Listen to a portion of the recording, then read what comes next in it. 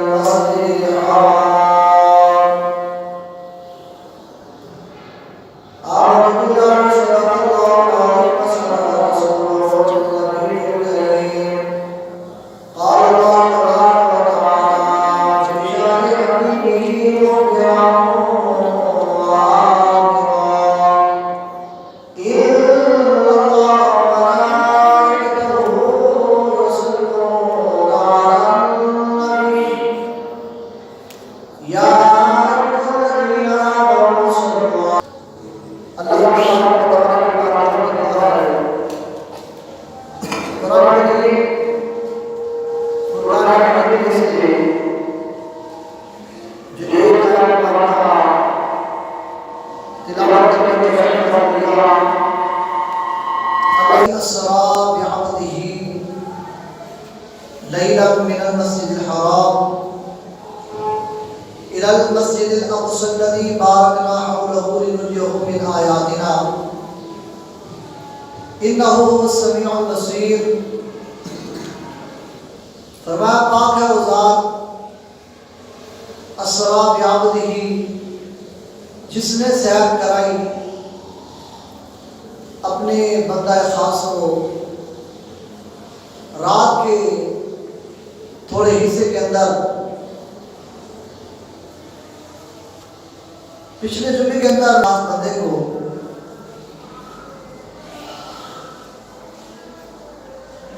اللہ تبارک و تعالیٰ نے محبوب علیہ السلام کی سیر کو بیان کرنے سے پہلے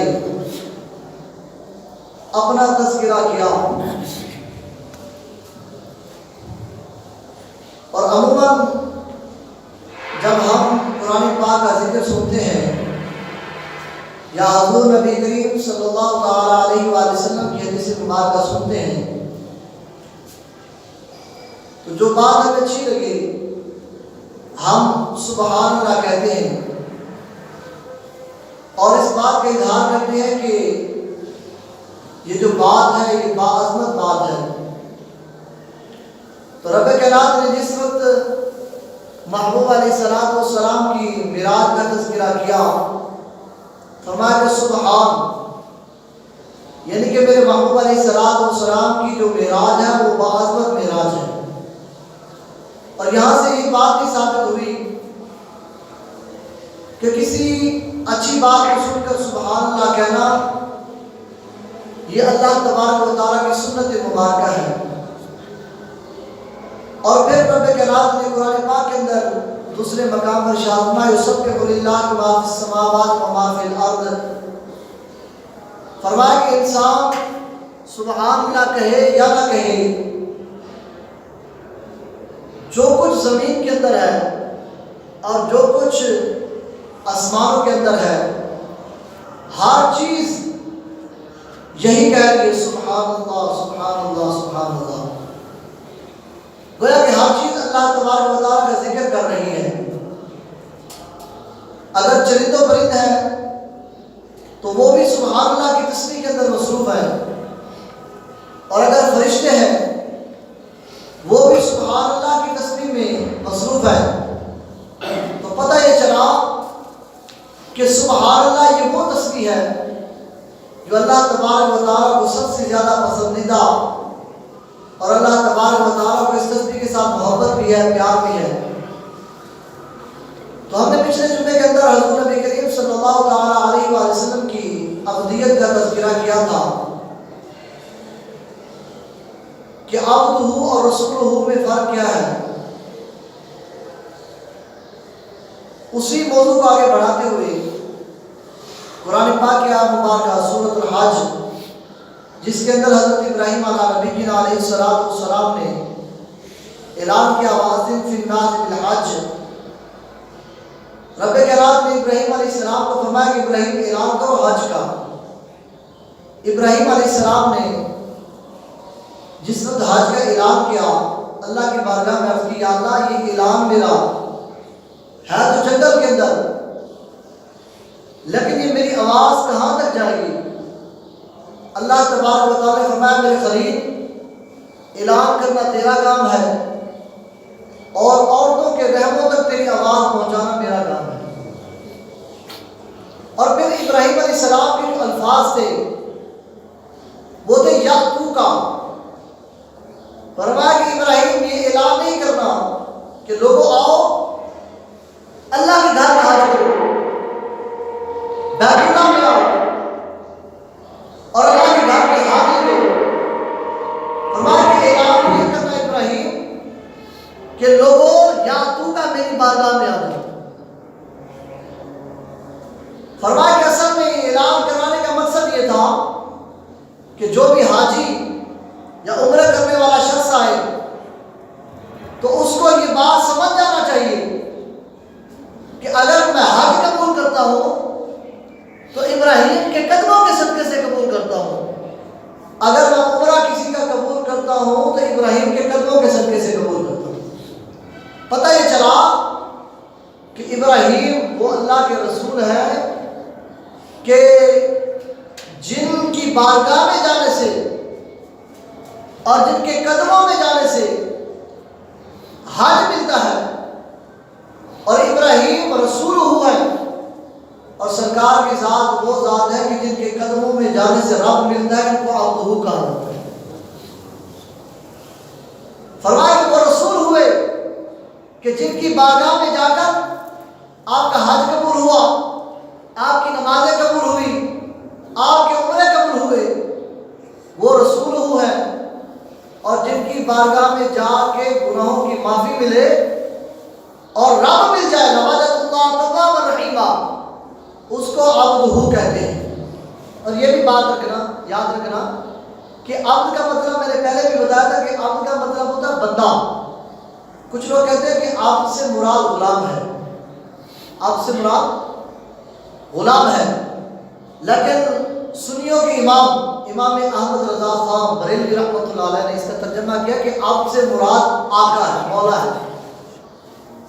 گویا کہ رب کائنات فرماتا ہے سبحان الذی اسریٰ بعبدہ، پاک ہے وہ ذات جس نے سیر کرائی غلام کو نہیں بلکہ اپنے مولا کو سیر کرائی۔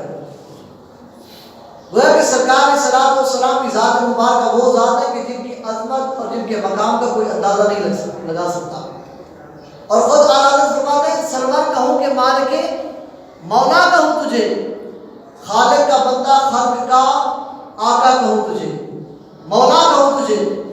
وہ فرماتے ہیں کہ اصل میں آپ سے مراد یہ غلام یا بندہ نہیں ہے، بلکہ آپ سے مراد مولا اور آقا ہے، آپ سے مراد مولا اور آقا ہے۔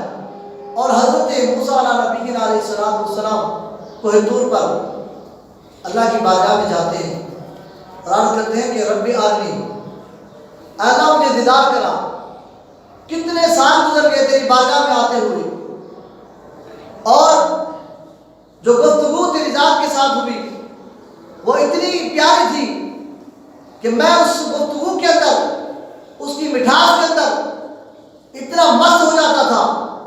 اگر یا اللہ تیری آواز اتنی پیاری ہے، تو آوازوں سے پاک ہے، اگر تیری آواز اتنی پیاری ہے تو تیری صورت کیسی ہوگی؟ تو رب کائنات کی بارگاہ میں درخواست دے دی، رب ارنی، اللہ مجھے اپنا دیدار کرا۔ رب کائنات نے فرمایا لن ترانی، موسیٰ تو میرا دیدار نہیں کر سکتا۔ اور جو اللہ کی بارگاہ میں یہ کہے کہ یا اللہ مجھے دیدار کرا، اور آگے سے جواب میں لن ترانی، موسیٰ تو میرا دیدار نہیں کر سکتا، اس کو رسول ہو کہتے ہیں۔ اور جس کی بارگاہ میں 70,000 فرشتوں کی جماعت بھیج کر محبوب کی بارگاہ میں بھیجا جائے، جبریل جاؤ میرے یار کو لے کے آؤ، اور وہاں موسیٰ میرے دیدار کے لیے کوہ طور کے پہاڑ پر تڑپ رہا تھا کہ یا اللہ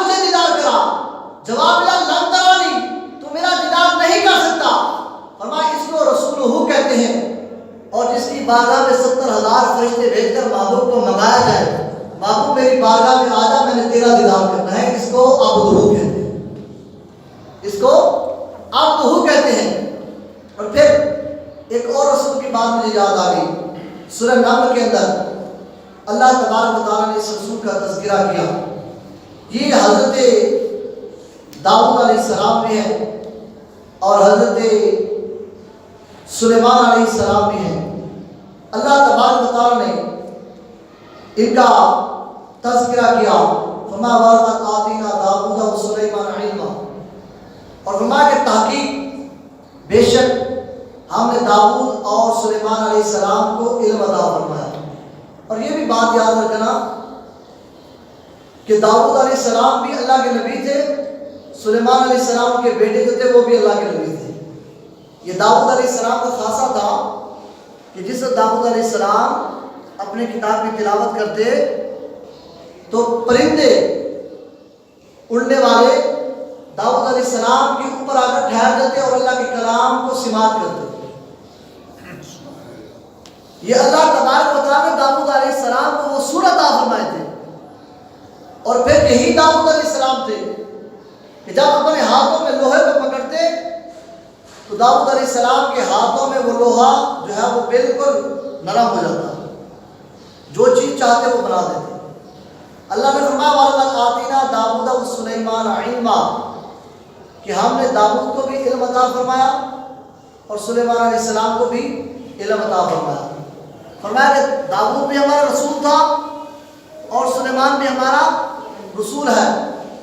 اور یہاں پہ اللہ تبارک و تعالیٰ نے تمام علوم کا ذکر نہیں کیا کہ ہم نے داؤد کو یہ بھی عطا کیا تھا، سلیمان کو یہ بھی عطا کیا تھا، لیکن جب محبوب کی باری آئی فرمایا کہ وَعَلَّمَكَ مَا لَمْ تَكُنْ تَعْلَمُ، محبوب کائنات کے اندر جو چیز تھی، جس چیز کا علم تھا، وہاں پہ تو ہم نے اپنے رسولوں کو علم عطا کیا تھا، لیکن محبوب تیری ذات کو ہم نے تمام علوم عطا فرما دیا۔ فرمایا کہ وہ رسول ہے اور یہ عبدہ ہے، اور عبدہ جو ہے وہ خاص ہوتا ہے، اور جس کو رب خود کہے کہ یہ میرا عبد ہے، اس کے مقام کو کوئی بیان تو نہیں کر سکتا۔ ہم تو کہتے ہیں ہم اللہ کے بندے ہیں، اور یہ مقام ایسا مقام ہے کہ اس مقام کو مانگنے کے لیے انبیاء کرام نے قربانیاں دی اور اللہ کی بارگاہ میں دعائیں کی، یا اللہ ہمیں اپنا عبد بنا لے، لیکن اللہ تبارک و تعالیٰ نے اسے جواب دیا کہ یہ جو عبد کا مقام ہے نا، میں نے محمد کو عطا کی ہے، اگر کوئی اور چیز مانگنی ہے تو میری بارگاہ میں مانگو، تمہیں ملے گا، لیکن جو عبد کا مقام ہے وہ صرف میں نے اپنے یار کے لیے خاص رکھا ہے۔ تو پتہ یہ چلا کہ محبوب علیہ السلام ایسے عبد ہیں کہ جن کی مثل انبیاء میں بھی نہیں ہے، ایسے عبد ہیں کہ جن کے جیسا محبوب جیسا انبیاء میں نہیں ہے، 1,24,000 پیغمبر میں نہیں ہے، تو وہ بندوں میں کیسے ان کی مثل آ گیا؟ تو یہ محبوب علیہ السلام کی شان مبارکہ ہے۔ تو حضرت داؤد علیہ السلام اور حضرت سلیمان علیہ السلام کی بات ہو رہی تھی، تو حضرت سلیمان علیہ السلام کے بارے میں آگے اور ایک بات ہے کہ وارث سلیمان داؤد، فرمایا کہ ہم نے سلیمان اور داؤد علیہ السلام کو وارث بنایا۔ اب یہاں سے ایک مسئلہ لوگ ہمیشہ یہاں سے بات اٹھاتے ہیں کہ یہاں سے مراد یہ ہے کہ اللہ تبارک و تعالیٰ نے سلیمان اور داؤد علیہ السلام کو دولت عطا فرمائی تھی، مال عطا فرمایا تھا، اور اللہ تبارک و تعالیٰ نے سلیمان علیہ السلام کو وارث بنایا داؤد علیہ السلام کا۔ لیکن ہمارے علماء فرماتے ہیں بھائی اصل میں بات یہ ہے کہ اللہ تبارک و تعالیٰ اپنے نبیوں کو دولت نہیں عطا فرماتا، اللہ اپنے نبیوں کو علم کا وارث بناتا ہے، اور نبیوں کا علم ہی آگے چلتا ہے۔ اور یہ جو وراثت حضرت سلیمان علیہ السلام کو ملی تھی، یہ کوئی لوہے کی وراثت نہیں ملی تھی، لکڑیوں کا کاروبار کیا کرتے تھے حضرت داؤد علیہ السلام۔ ہمارے علماء کہتے ہیں جناب یہ سلیمان علیہ السلام جو تھے یہ لکڑیوں کے وارث نہیں بنے تھے یا لوہے کے وارث نہیں بنے تھے، بلکہ جو داؤد علیہ السلام کو اللہ نے علم عطا فرمایا تھا، سلیمان علیہ السلام اس علم کے وارث بنے۔ یا داؤد انا جعلناک خلیفہ، جو اللہ تبارک و تعالیٰ نے خلافت کا مرتبہ داؤد علیہ السلام کو عطا کیا تھا، اس کے وارث بنے تھے سلیمان علیہ السلام۔ فرمایا کہ وقال یا ایھا الناس علمنا منطق الطیر، اور یہ جو علم تھا یہ کیا کیا تھا کہ جس وقت سلیمان علیہ السلام کو اللہ تبارک و تعالیٰ نے سلطنت عطا فرمائی، بادشاہت تھی سلیمان علیہ السلام کی، اور یہ بادشاہت کیسی تھی کہ جنات بھی آپ کے تابع تھے، مطیع و فرما بردار تھے، ہوا بھی آپ کے تابع تھے، انسان بھی آپ کے تابع تھے، جانور بھی آپ کے تابع تھے، چرند و پرند بھی آپ کے تابع تھے۔ ایسی حکومت تھی سلیمان علیہ السلام کی۔ جس وقت آپ کی مجلس لگتی، آپ کی محفل کے اندر جانور بھی ہوتے، چرند و پرند بھی ہوتے اور جنات بھی ہوتے، تمام مخلوق سلیمان علیہ السلام کی محفل میں بیٹھتے، اور بادشاہت بھی ایسی کمال کی تھی، جب دل کرتا چٹائی پر بیٹھتے، آپ کی چٹائی اڑنا شروع کر دیتی ہوا کے اندر۔ اللہ فرماتا ہے فَسَخَّرْنَا لَهُ الرِّيحَ، فرمایا کہ ہم نے سلیمان علیہ السلام کو جو بادشاہت دی تھی، وہ کوئی بادشاہت ایسی نہیں تھی، بلکہ ہم نے ہواؤں پر بھی بادشاہت سلیمان علیہ السلام بتا دی۔ اور یہ بھی بات یاد رکھنا کہ بادشاہت جو ہوتی ہے نا، بادشاہت، اس سے مراد یہ ہے کہ جو بادشاہ کو حق ملتا ہے نا، حق وہ بطور حکمران ملتا ہے، بطور حکمران۔ میں آپ کو مثال دوں گا کہ اگر آج ہمارا بادشاہ بن جائے نا کوئی، جس طرح عمران خان ہمارا بادشاہ ہے، جس کو حکومت نے گھر دیا نا، یہ بطور حکمران اس کو حقوق ملا ہے کہ اس گھر میں وہ زندگی گزار سکتا ہے جب تک اس کی حکومت ہے، جب تک اس کی حکومت ہے، بطور حکمرانی جب تک وہ حاکم رہے گا اس گھر سے مستفید ہوگا، لیکن اس گھر کا مالک اور ہے، اس گھر کا مالک اور ہے۔ جب تک عمران خان وزیر اعظم رہے گا اسی گھر کے اندر رہے گا، جب وزارت ختم وہ گھر بھی ختم، اب اس کا مالک نیا آئے گا۔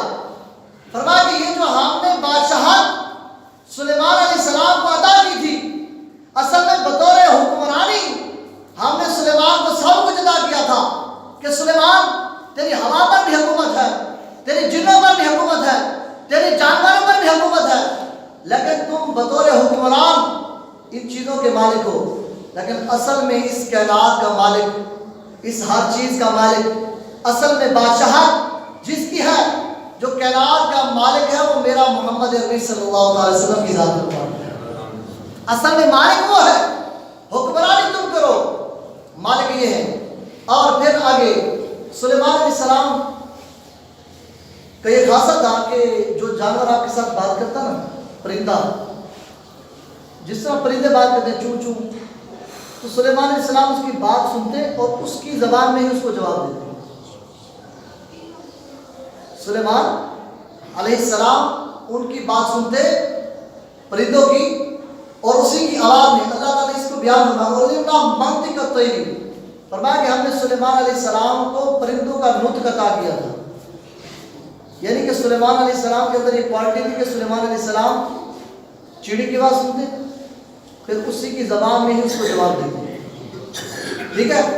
اور پھر فرمایا کہ فَأُوتِيَا مِن كُلِّ شَيْءٍ، فرمایا کہ صرف سلیمان علیہ السلام کو جو علم تھا یہ چرند و پرند کا علم نہیں تھا، ہم نے ہر چیز ہی من کل شیء، ہر علم میں سے ہم نے سلیمان علیہ السلام کو عطا کر دیا۔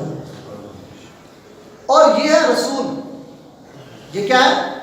رسول ہو، جو رسول اسے کہتے ہیں کہ جو پرندوں کی بات سنے اور پھر پرندوں کی زبان میں ان کو جواب دے۔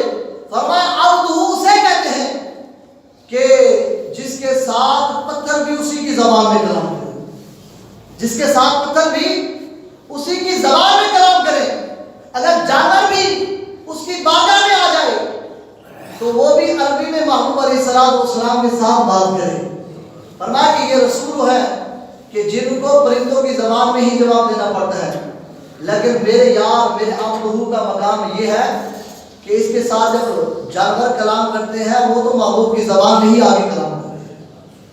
اور یہ بات یہاں سے یہ نہیں نکلتی کہ حضور نبی کریم صلی اللہ تعالیٰ علیہ وسلم کو زبانیں نہیں آتی تھی، زبانیں نہیں آتی تھی. اس سے یہ نہیں ہے، بلکہ ہمارے آقا کریم صلی اللہ تعالیٰ علیہ وسلم قرات کی ہر زبان سمجھتے ہیں. سرکار تھے تو عربی، اگر آج آپ کہیں جناب میں تو پنجابی ہوں، میں اردو بولنے والا ہوں اور یہ پشتو بولنے والے ہیں، یہ جناب فلاں یہ سندھی ہے، تو سرکار کیسے سمجھیں گے؟ فرمایا کہ تبارک الذی نزل الفرقان علی عبدہ لیکون للعالمین نذیرا. فرمایا کائنات کے اندر میں نے وہ زبان رکھی نہیں جو میرے یار کو سمجھ نہ آئے. کائنات کے اندر وہ زبان میں نے رکھی نہیں ہے جو میرے یار کو سمجھ نہ آئے. میرا یار پرندوں کی بھی زبانیں سمجھتا ہے، جانوروں کی باتیں بھی سمجھتا ہے اور انسان کی بات بھی سمجھتا ہے اور جنوں کی باتیں بھی سنتا ہے. سرکار نے درختوں کے ساتھ کلام نہیں کیا، سرکار نے پتھروں کے ساتھ کلام نہیں کیا. فرمایا رسول ہوا اور آپ تو ہوئے کے اندر فرق یہی ہے کہ میرا محبوب چاہے میرا آپ تو ہو چاہے تو وہ درخت سے بات کر لے، وہ چاہے پتھروں سے بات کر لے، وہ چاہے تو سمندروں سے بات کر لے. یہ میرے یار کی مرضی ہے، یہ میرے یار کی مرضی ہے. اور پھر فرمایا کہ من کل شیء ان ھذا لہو الفضل المبین. یہ سلیمان علیہ السلام کا تذکرہ ہے. آگے حضرت سلیمان علیہ السلام کے جو آگے واقعہ اس کے اندر جو میں نے بات کرنی ہے. سلیمان علیہ السلام نے جس وقت آپ کا لشکر چل رہا تھا تو ایک چونٹی حتی اذا اتوا علی واد النمل قالت نملۃ یا ایھا النمل ادخلوا مساکنکم. ایک چونٹی نے نا بات کی اپنے چونٹیوں سے کہ تم اس طرح کرو کہ اپنی اپنی بیلوں میں داخل ہو جاؤ، اپنے اپنے گھروں میں داخل ہو جاؤ. کیوں؟ وہ چونٹی کہہ رہی ہے اپنے چونٹیوں کو باقیوں کو کہ لا یحطمنکم سلیمان، کہ سلیمان علیہ السلام کا لشکر آ رہا ہے اور وہ تمہیں کچل دے گا. سلیمان علیہ السلام بھی ساتھ ہے اور ان کا لشکر بھی ہے. وہم لا یشعرون، کہ وہ تمہارا شعور بھی نہیں کرے گا، تمہارا خیال نہیں رکھے گا، بلکہ تمہیں لشکر جو ہے وہ کچل دے گا. اپنی اپنی بیلوں میں داخل ہو جاؤ. اور سلیمان علیہ السلام کہاں پہ تھے؟ 3 میل اس وادی سے دور تھے. اچھا مجھے بتائیں کبھی چونٹی کی آواز آپ کو بھی آئی ہے؟ آپ نے کبھی چونٹی کی آواز سنی ہے؟ آج ہی آپ جو ہے نا وہ اگر تجربہ کرنا چاہیں چونٹی اٹھا کے اپنے کام میں ڈال لیں، اگر کسی کو آواز آ جائے تو مجھے آگے بتا دیں. چونٹی کے اندر اللہ تعالیٰ نے زبان نہیں رکھی، اس کیڑی کے اندر اللہ نے زبان نہیں رکھی. جب یہ بات کرنے کا ارادہ کرتی ہے نا تو اس کے اوپر اس کے سر کے اوپر 2 بال لگے ہوئے ہیں.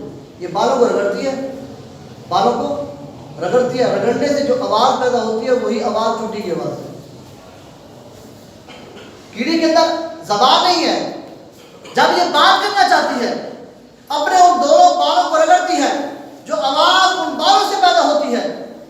سلیمان علیہ السلام نے اس آواز کو 3 میل دور سنا. کتنے میل؟ یہ اللہ کے نبی کی شان ہے، اللہ کے نبی کی شان ہے. آج ہمیں لوگ یہ اعتراض کرتے ہیں جناب یہاں سے کیسے سرکار سن لیں گے؟ آپ صلاۃ والسلام یہیں پہ پڑھتے رہتے ہیں الصلاۃ والسلام علیک یا رسول اللہ یا مصطفیٰ جان رحمت پہ لاکھوں سلام.